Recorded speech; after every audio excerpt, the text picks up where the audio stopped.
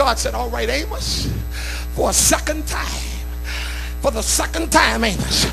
He said, for the second time, Amos. Oh, some of y'all ain't getting that. God said, Amos, for the second time, I won't destroy them because you asked me not to. But then he says in verse number 7, he said, Amos, I'm going to quit bothering you. But Amos, look one more time and tell me what you see, Amos. Amos said, Lord, this is a different one. This ain't like the first two you showed me. Because the first two I saw destruction. And it just looked like destruction. He said, but Lord, this time I see you standing next to a wall. He said, what you got in your hand, Lord? He said, Lord, you got a plumb line in your hand. He said, you're standing next to a wall that was made by a plumb line. And you got a plumb line in your hand. Oh, but hear what God says to Amos. He said, Amos, the last two times I let you talk me out of it. I was about ready to pour it out on him. I was going to destroy him, Amos. I was going to wipe them all out. He said, but Amos, you told me not to. He said, but Amos, this time, oh, I wish I could tell somebody. And God said, but this time, he said, Amos, don't you try to pray and keep me from doing what I said I was going to do. He said, Amos, I'm going to measure my people and I'm going to use a plumb line to do it. He said, Amos, this time you can't talk me out of this. He said, this time, Amos, it's going to happen. He said, don't you try to stop me because I'm going to do it. He said, because the last time was the last time. He said, Amos, I got to measure my people and I'm not letting them get in the back. Oh, but hear what the Bible says. The Bible says that Jesus told him, God told him, he said, Amos, I'm not letting them sneak in anymore. Oh, choir, you got to hear this now.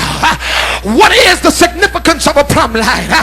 Well, a plumb line, oh God, was an instrument that they used to build buildings. And whenever a building was being built, oh God, I wish I could get you to see this now. They would have a stick. Oh God, they would have another stick across the top of it just like this. But on this end of the stick, it would be a piece of string with a weight connected to it at the bottom. Now, as long as the distance from this side to this side was the same at the top and the bottom, the building was straight. And God said, Amos, you got to see what I'm doing now. He said, this wall that I'm standing next to, I built this wall using a plumb line. I had a standard in my hand. He said, and I built this wall according to the standard in my hand.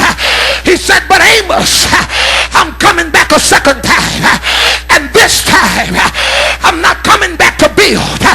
But this time, I'm coming back to inspect. Oh, look at y'all ain't saying nothing.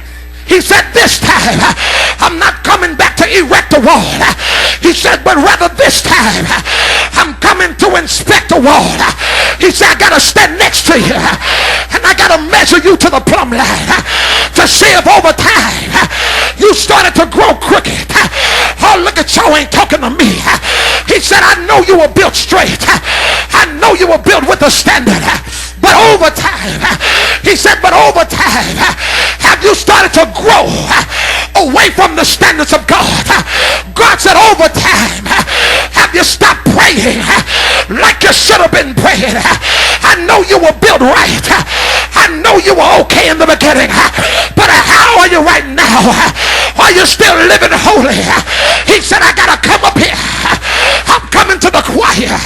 He said, I'm going to measure the choir according to the plug. Look at y'all getting quiet.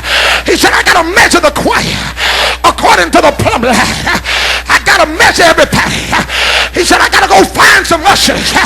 And I got to measure ushers according to the plumb line. I got to go get the preachers. And I got to measure the preachers according to the plumb line. It's not that you were not straight in the beginning.